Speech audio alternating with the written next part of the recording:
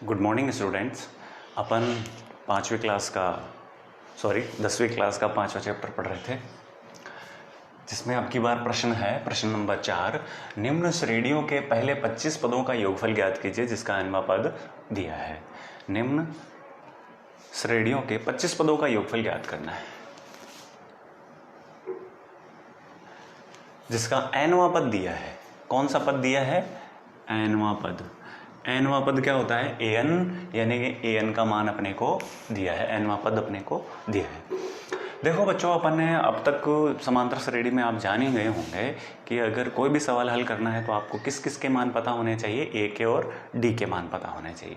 तो अपन शुरू करते हैं। अगर मैं यहाँ n का मान 1 लिख दूँ, n बराबर 1 रखने पर, तो जहाँ जहाँ n है वहाँ वहाँ क्या लिख देंगे? n का मान 1 लिख देंगे। तो a1 बराबर 3 + 4 गुणा 1। तो a1 का मान यहाँ से क्या आ जाएगा? 3 + 4 = 4, यानी कि a1 का मान कितना आ गया? 3 और 4 7। इसी प्रकार n बराबर अपन अब की बार कितना रख देंगे? 2 रख देंगे। n बराबर 2 रखने पर, तो जहाँ जहाँ n है वहाँ वहाँ इसी समीकरण में क्या रखना है? n का मान 2 रखना है। तो a2 बराबर 3 + 4 गुणा n का मान 2 रख देंगे। तो a2 बराबर 3 + 4 दोनों 8, तो a2 का मान कितना आ गया? 11। अपने पास a1 का भी मान है, a2 का भी मान है। अब अपन चाहे तो किसका मान निकाल सकते हैं? d का मान निकाल सकते हैं। d का फॉर्मूला होता है a2 - a1। तो a2 तो कितना है? 11। a1 कितना है? 7। तो d का मान यहाँ से कितना आ जाएगा? 4 आ जाएगा। अपने पास a का भी मान है और d का भी मान है। अगले ने कहा है कि 25 पदों का योगफल ज्ञात कीजिए, यानी कि इसने किसका मान दे दिया? अपने को n का मान दे दिया। कितना? 25 पदों का योगफल ज्ञात करना है। योगफल का फॉर्मूला जो होता है वो होता है Sn बराबर n/2 गुणा 2a प्लस n - 1 गुणा d। इस फॉर्मूले में अपन n के, a के और d के मान रख देंगे। तो n का मान अपने पास कितना है? सवाल में कह रहा है 25 पदों का योगफल ज्ञात कीजिए। जहाँ जहाँ n है वहाँ वहाँ 25 लिख देंगे, फिर 2 गुणा a का मान अपन ने अभी अभी निकाला था 7 है, प्लस n फिर से आ गया यानी कि 25 - 1 और गुणा d का मान कितना आया था? अपना 4 आया था। तो S25 बराबर इस बार कितना आ जाएगा? देखो 2 से 25 कटता नहीं है, तो 25/2 ही लिख देंगे। 2 को 7 से गुणा करेंगे तो 14, प्लस 25 में से 1 गया तो 24, और 24 को किससे गुणा करना है? 4 से। तो 24 चौक 96। अब S25 बराबर कितना आ गया? वही 25/2। इन दोनों को जोड़ेंगे तो कितना आएगा? 110 आएगा। अब क्या करेंगे? S25 बराबर, या तो इन दोनों को गुणा कर लो या पहले इसको काट दो, जैसा आप करो। तो मैं पहले गुणा कर देता हूँ। तो 25 को 110 से गुणा करेंगे तो ये आएंगे 2570 ये आएगा 2750/2। S25 बराबर 2750 में 2 का भाग देंगे 2750 में, तो कितनी बार जाएगा? ये 2 एकम 2, 2 तिया 6, 2 7 14 और 2 पंजे 10। तो कितना आएगा? 1375 आएगा। यानी कि 25 पदों का योगफल कितना आया है? 1375। अतः 25 पदों का योगफल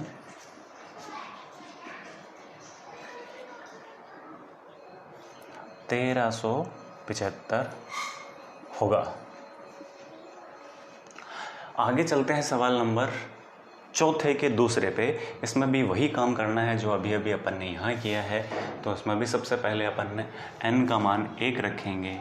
तो n बराबर 1 रखने पर, तो जहाँ जहाँ n है वहाँ वहाँ n का मान 1 रख देंगे। 7 - 3 गुणा 1। तो a1 बराबर 7 - 3 = 3। तो a1 का मान कितना आ गया? 4 आ गया। है ना। अब n का मान कितना रख देंगे, 2 रख देंगे, n बराबर 2 रखने पर तो a 2 बराबर 7 माइनस 3 गुणा 2, तो a2 बराबर 7 माइनस 3 दोनों 6, 7 में से 6 घटाएंगे तो कितना आ जाएगा, 1 आ जाएगा। a1 का मान है, a2 का मान है, अब अपन किसका मान निकाल सकते हैं, d का मान निकाल सकते हैं। तो d बराबर फॉर्मूला लगा देंगे a2 माइनस a1, तो a2 तो कितना है 1 और a1 कितना है 4, 1 में से 4 घटाएंगे तो कितना आएगा माइनस का 3।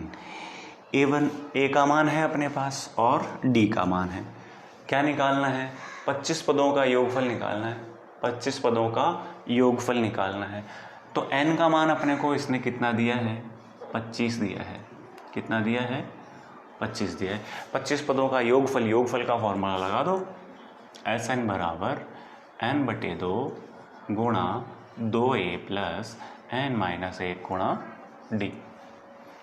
n का मान लिख देंगे 25, यहाँ भी लिख देंगे 25, 2 गुणा a का मान आया था 4 प्लस n माइनस 1, तो फिर से n का मान कितना लिख देंगे, 25 लिख देंगे। तो 25 माइनस 1 गुणा d का मान कितना आया था, माइनस के 3 आए थे। तो S25 बराबर क्या आ गया, 25/2 गुणा करेंगे 2 चौक 8 प्लस ये तो कितने हो जाएंगे, 24 हो जाएंगे, 25 में से 1 गया तो 24 गुणा क्या है, माइनस के 3। तो S25 बराबर 25/2 8 प्लस, देखो इनको गुणा करो, 24 से 24 गुणा 48, 24 से 72 होते हैं, किसके, माइनस के, माइनस के है ना। तो S25 बराबर क्या आ जाएगा, 25/2 8 प्लस माइनस माइनस 72, फिर से क्या आ जाएगा, S25 बराबर वही 25/2, इन दोनों को क्या कर देंगे, 8 में से 72, यानी 72 में से 8 घटाएंगे तो कितने बचेंगे, 66 नहीं 64, और बड़ी संख्या माइनस की है तो यहाँ क्या आ जाएगा, माइनस। और देखो 2 से ये 64 कट सकता है, 2 या 6 और 2 चौक 8, कितनी बार कटेगा, 32 बार। तो S25 का मान कितना आ गया, 25 को 32 से गुणा करेंगे, 25 दूनो 50 की 0 हसीलाई 5, 25 की 75, 75 और 5 कितने हो जाते हैं, 80 हो जाते हैं, कितने हो जाते हैं, 80। यानी कि अगर ये 25 nवां पद है ना, तो n पदों का योगफल कितना आएगा, माइनस के 800, यानी कि 25 पदों का योगफल कितना आएगा, माइनस के 800 आ जाएंगे। तो यहाँ के लिख देंगे, अतः 25 पदों का योगफल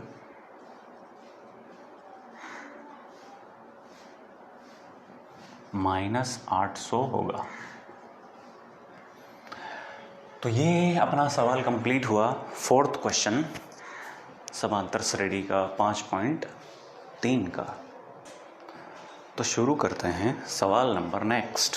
5वां क्वेश्चन है जिसमें ये पूछ रहा है कि एक समांतर श्रेणी के पहले 51 पदों का योग ज्ञात कीजिए। 51 पदों का योग, जिसमें द्वितीय तथा तृतीय पद 14 तथा 18 है। द्वितीय पद तो कितना है, 14, और तृतीय पद कितना है, 18 है। ठीक है, तो अपने को जो जो दिया है वो अपन लिख लेते हैं। सबसे पहले अपने को देखो n का मान दिया है ना, कितने पद हैं, 51, यानी कि पदों की संख्या n का मान कितना है, 51 है। उसके बाद अपने को क्या दिया है, द्वितीय पद। द्वितीय पद को अपन किससे लिखते हैं, a2 से लिखते हैं, पहले को a1 से, दूसरे को a2 से। तो a2 कितना दिया है, 14 दिया है। फिर दिया है अपने को तृतीय पद।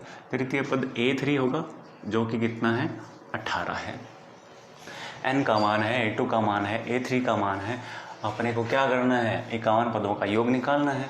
तो जो जो दिया है उसके फॉर्मूले लगा देते हैं। जैसे कि a3 का फॉर्मूला क्या होता है, a3 का फॉर्मूला होता है a + 2d बराबर में कितना है, 18। इसको दे देते हैं समीकरण नंबर 1। a2 का फॉर्मूला क्या होता है, a + d होता है।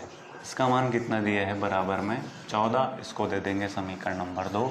अब अपन यहाँ विलोपन विधि से इसको सरल कर लेंगे, ए और डी के मान निकाल लेंगे। मैं यहाँ लिख देता हूँ समीकरण एक में से समीकरण 2 घटाने पर या 2 घटाकर सरल करने पर।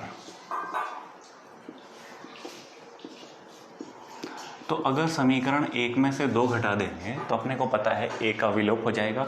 घटाने का विलोपन विधि में सीधा ही तरीका है कि नीचे वाली जो भी आपका समीकरण है उसमें सभी पदों के क्या बदल दो, आप निशान बदल दो, चिन्ह बदल दो।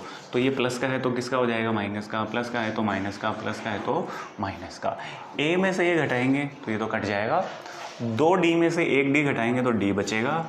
18 में से 14 घटाएंगे तो क्या बचेगा, 4। तो यहाँ पर अपने को किसका मान प्राप्त हुआ है, d का मान प्राप्त हुआ है। अब d का मान चाहे तो अपन समीकरण 1 में रख सकते हैं, चाहे तो अपन समीकरण 2 में रख सकते हैं। d का मान समीकरण 1 में रखने पर, तो समीकरण 1 में रखते हैं। समीकरण 1 ये रहा, चाहो तो आप 2 में रख सकते हो, चाहे 1 में रख सकते हो। तो a प्लस 2 गुणा d की जगह क्या लिख देंगे, 4 बराबर में कितना है, 18। तो a प्लस 4 दूनी 8 बराबर 18। तो a बराबर 18 माइनस 8, तो a का मान कितना आ जाएगा, यहाँ से 10 आ जाएगा। a का मान कितना आ जाएगा, 10 आ जाएगा।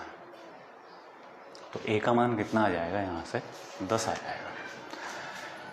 अपने को पूछा क्या है, समांतर श्रेणी के पहले 51 पदों का योग ये है, दूसरा पद ये है, तीसरा पद ये है।